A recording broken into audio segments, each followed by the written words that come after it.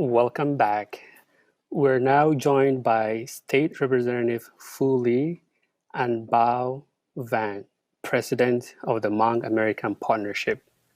Thank you, Representative Fu Lee, for joining us, and thank you, Bao Yang, for joining us. Bao, I wanted to start with you. We have seen some reporting around the Hmong American community and how this community is becoming swing voters. Um, just tell us a little bit more about how so. Sure. Well, first of all, I have to say that for someone who's been doing civic engagement for over the past 15 years, this year is the year where I see so much engagement and discussion when it comes to politics in the Hmong community.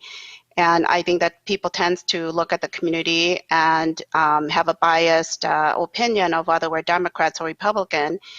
And I would have to say that when you look at the Hmong votes in the Hmong community, this year is the year in which really tells that people are swing voters. Hmong people in the community are swing voters.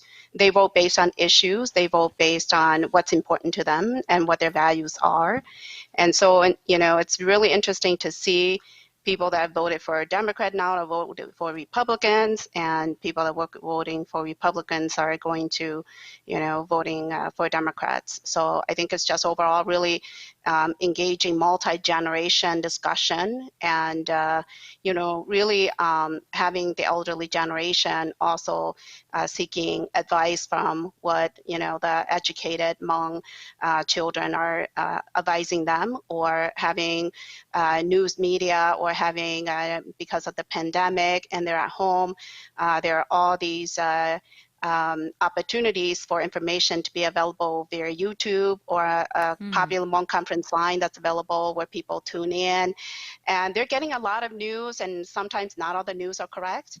And so they rely a lot on educated Hmong children and the young professionals to also chime in and help them understand before they cast their vote. So it's just really exciting to see that. Yeah, and does the Hmong American Partnership kind of do some work around getting the voters out and educating people about the importance of voting? Yes, voting engagement is part of who we are as a refugee-led organization. And it's really important for us to not only teach our people how to be contributing members of society, but to be fully engaged. And so every year we've done voter education, voter outreach, and voter engagement, taking people to the poll, translating information for people, looking at polling locations, giving any information that our community would need in order to make educated, intelligent decisions.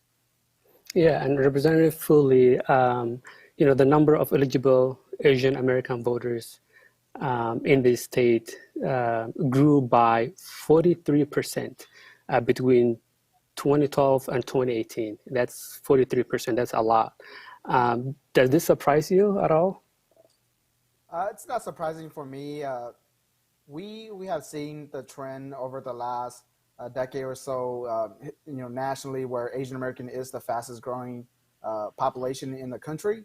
And here, I was just looking at some of the research that we have from the Pew, and they have said that most of this demographic growth is mostly from naturalization of Asian immigrants. And so I think that that's something that's unique to us here in Minnesota, where we are refugee experienced communities, especially Southeast Asians, like myself and Bao, who are Hmong Americans. And then most recently we have folks coming from Burma as Burmese refugees, the Korean communities. And so it's not surprising seeing the growth of Asian American voters in the state. Yeah, and of course, it's not just the number of voters that have grown. The number of people who are getting elected has also grown over the past few years. You are one of them. You got elected in 2016. Just wondering, why did you decide to go into politics? And also, if you know the number, how many, when we talk about folks like you who got elected, how many are we talking about? And what kind of office are they running for and getting elected to?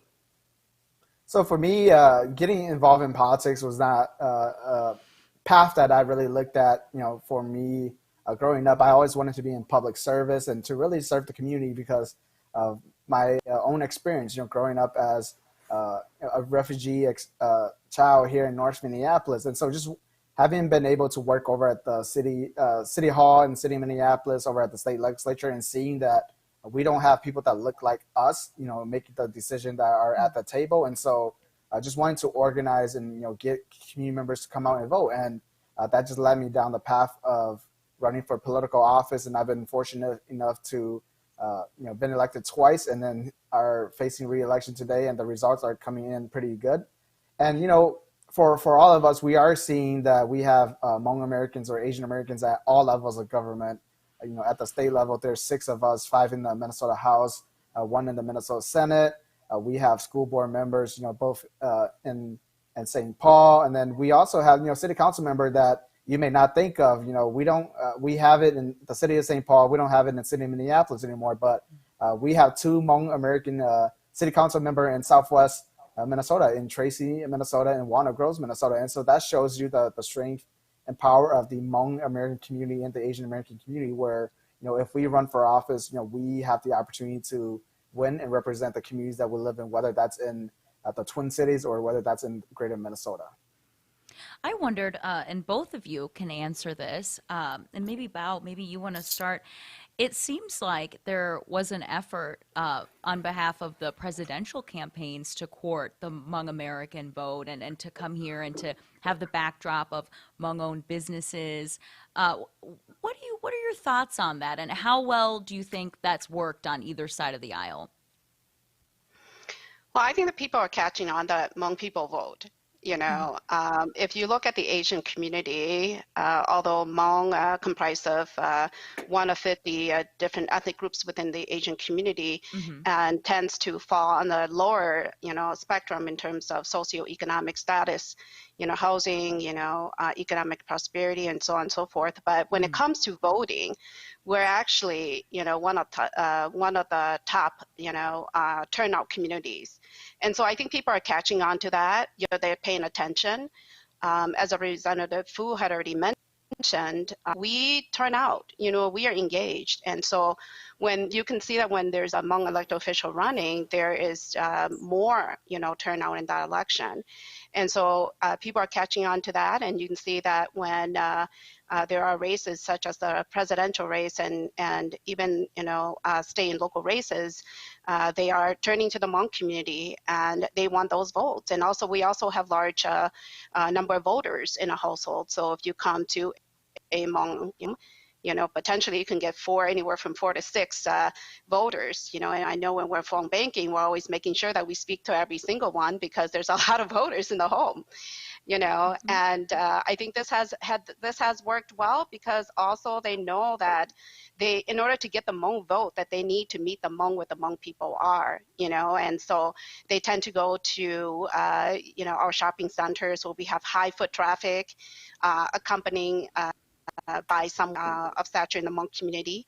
And so that's your gateway into making their candidacy known and hoping for, those individuals that have some influence in the Hmong community to also share the information because that's how they know the information gets around, about a candidate. So I think, with this election, you can see that there's the Republican Party has been reaching out to key members of our community.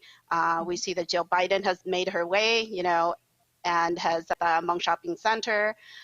There has been greater effort this year than ever from both the Democratic and Republican Party in reaching out to the Hmong community. Representative Lee, anything to add to that?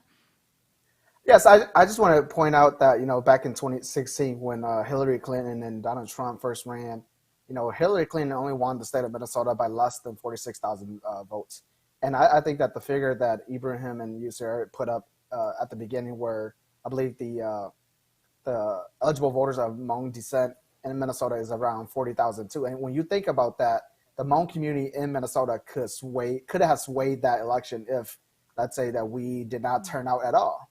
That could have swayed Minnesota towards President Trump. And so I think that shows how key, even though we're at 40,000, a growing community in the state of Minnesota, and so all political party both the Republican parties and, my own party, the DFL party, we need to invest in this community and really show them that, we are there for you, not just during the election, but we will be with you every step of the way, whether that's to address some of the issues that we're seeing around the COVID pandemic or during some of the civil unrest. And so this is where, we really need both parties to really invest in our community. I'm glad that, at least from the DFL side, we are, hiring organizers and canvassers going into the community to really have these deep and meaningful engagement.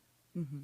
And you did mention the civil unrest, so I did want to just check in with both of you. I know that a lot of Hmong American-owned businesses were impacted in St. Paul's Midway area and in other areas of the Twin Cities. And I remember talking to one woman who said that her clinic, St. Paul Clinic, had been victimized by arson and it had been burned down. And she said to me, her attitude was just, having come from a war-torn country and being here and being able to be a doctor and being able to follow her dreams, she was able to have this this resilience or positivity, this outlook on it, like it's going to be okay. And that doesn't make it easier that your business was damaged, but I was struck by that resilience, and I wondered if you could just update us all on how those folks are doing. I think that people are, it's a really tough period. First you get COVID, and then you have the civil unrest. And the civil unrest, I think, just added on the financial hardship, particularly for small businesses. I think that, we hope for improvement, and we hope for, some type of progress, but we know that it's slow in coming. And I think that some of the relief that's been coming down the pipeline has been incredibly challenging in terms of, helping the community to navigate through that, particularly our businesses that are actually at Hmong Village or Hmong Town, which comprise of the older generation. And of course, because of state offices being closed, they're not able to renew their, business filing that would be an indicator of eligibility, for example.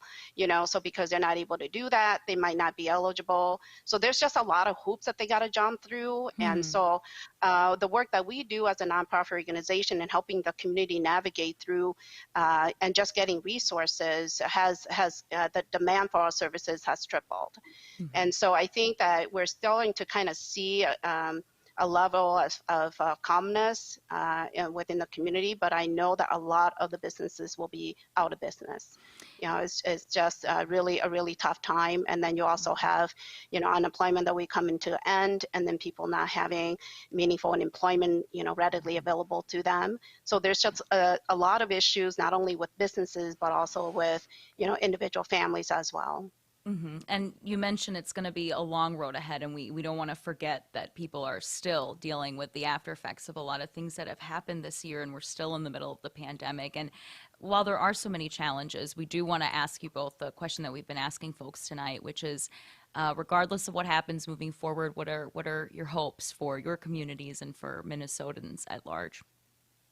You can both answer. So for me, this being election night, I think that we have an opportunity. It's going to be a long road, like Bao mentioned, but we have seen that in the Minnesota House, we have had many proposals to provide the resources and the aid to all these communities, the immigrant, the Black, and the indigenous communities, business community to come back and be revitalized. But we have seen that because of the Republican-controlled Senate that we cannot get that through.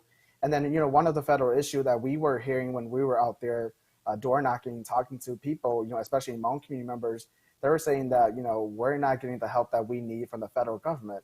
And, the truth is that, the state of Minnesota, the governor of the state, requested a state of emergency declaration from the President Trump administration, but that was denied. And so we I think that this is an election that really show, what are we going to do to provide for these communities going forward? And so I'm really excited that, despite, the results that we're going to have tonight, we're going to continue to fight to really help these communities to build back better.